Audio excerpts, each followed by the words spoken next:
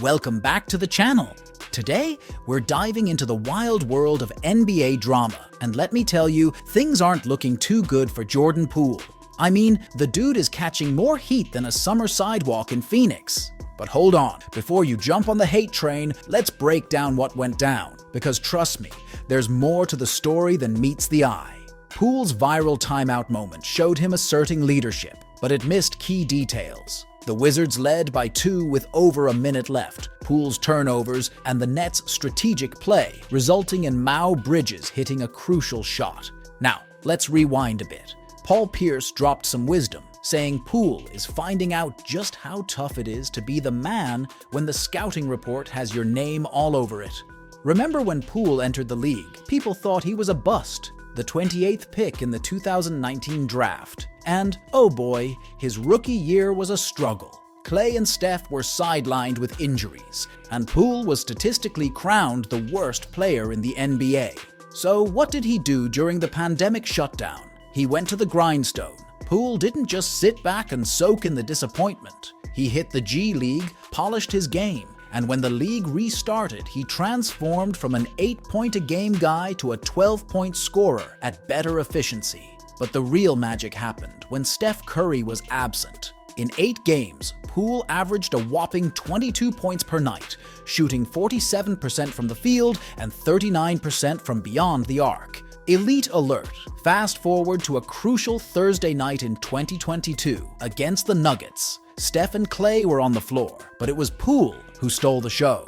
In a nail-biter, Poole dropped 11 points in the fourth quarter, including back-to-back dagger threes. Draymond Green didn't hold back, praising Poole for allowing the team to look beyond just finding Steph or Klay. "Let's go to Jordan," he said, "and that's a game changer." So let's circle back to that viral clip. Sure, Poole was furious at himself during the timeout, but the narrative painted by that snippet is misleading. The "it's my team, I got this" part? Poole wasn't claiming ownership. He was dealing with frustration from being looked off by his teammate. But hey, we've all been there, right? The clip tries to make Poole look like a diva, but the real story: 2 turnovers, a defensive hunt, and the game slipping away. In the harsh world of the NBA, where every move is scrutinized, Poole is learning some tough lessons. It's not just about hitting the highlight reel, it's about carrying the team when the spotlight is on you. And remember, this guy went from almost being labeled a bust to becoming a key player for the Warriors. So, before we judge him based on a viral clip, let's cut him some slack. Let's rewind to the playoffs where Jordan Poole was making headlines for all the right reasons. His 86 points in the first 3 games had tongues wagging, placing him second only to the legendary Wilt Chamberlain in NBA history. The buzz began, and people started dubbing him the third Splash Brother. But hold on, just a year later, the vibe took a 180-degree turn. Warrior fans, who once embraced him as the third Splash Brother, suddenly chanted, "Get him out of here!" What happened, you ask? Well, buckle up. It's a bumpy ride. Now, Jordan Poole has always been a bit of a trash talker. Dame Lillard spilled the beans about a rookie Poole catching him off guard at the free throw line. Picture this: I'm at the free throw line and he's just back there talking. Dame was like, "Man, shut up." Free throw line and he's just back there just talking. So I turned to him and I'm like, "Man, like shut the you know what I'm saying? Like, shut up." That's how kind of how I said to him. He was like, "Make me."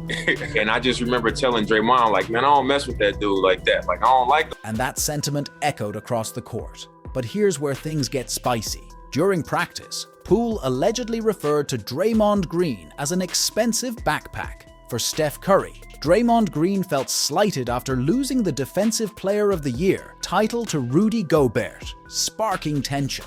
It escalated to Draymond mocking Gobert and culminated in a heated on-court altercation. Fast forward to Poole's post-playoff success. His road was rocky with defensive issues, questionable shots, and a costly turnover against the Lakers in a pivotal postseason moment. Fans, once Poole's allies, did a complete 180. "I wish Draymond would knock him out right before Game 7 tip-off," they exclaimed. The love turned to hate, and the critiques were relentless. His ego, stronger than his focus on the game, became the focal point of fans' frustration. Now, let's dig into the nitty-gritty. The hate may seem over the top, But when you look at the stats, it paints a grim picture. The Wizards' offense dips a staggering 16 points per 100 possessions when Poole is on the floor. The certified bucket status doesn't seem to be translating into team success. Defense wins championships, right? Well, that's not exactly Poole's strong suit. Guys like Denny AA are throwing their hands up in surrender on defense. And when you tally it all up, the Wizards are a whopping 312 points worse when Jordan P hits the floor. Imagine me joining an NBA team. Yeah, that would be a disaster. But it's even worse than that. Here's the kicker. It's not just about the numbers. Teammates aren't exactly hosting a "We love Jordan Poole" party.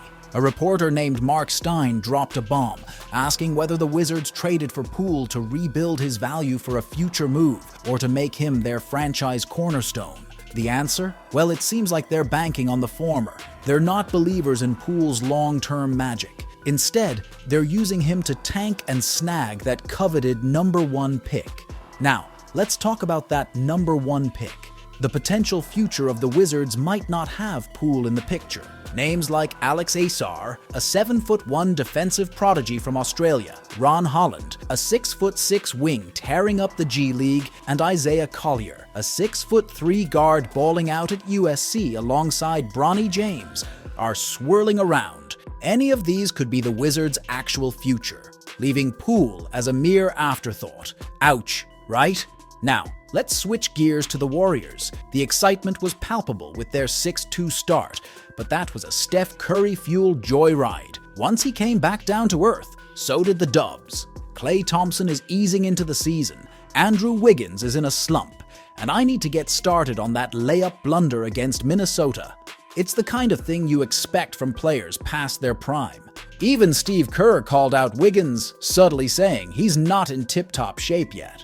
Sure, the Warriors will likely bounce back from this slump. But here's the thing, they used to have a secret weapon named Jordan Poole. Remember those games where Steph wasn't on fire and Poole would swoop in, dropping 30 like it's nothing? Well, those days seem like a distant memory. The Dubs might need someone like Zach LaVine to shake things up. And guess what? LaVine is officially on the trade block. As the Warriors navigate their slump and the Wizards eye potential future stars, where does that leave Poole? Will he rise from the ashes, or will he become a footnote in NBA history? Only time will tell. Until then, hit that like button, subscribe, and ring that notification bell to stay in the loop.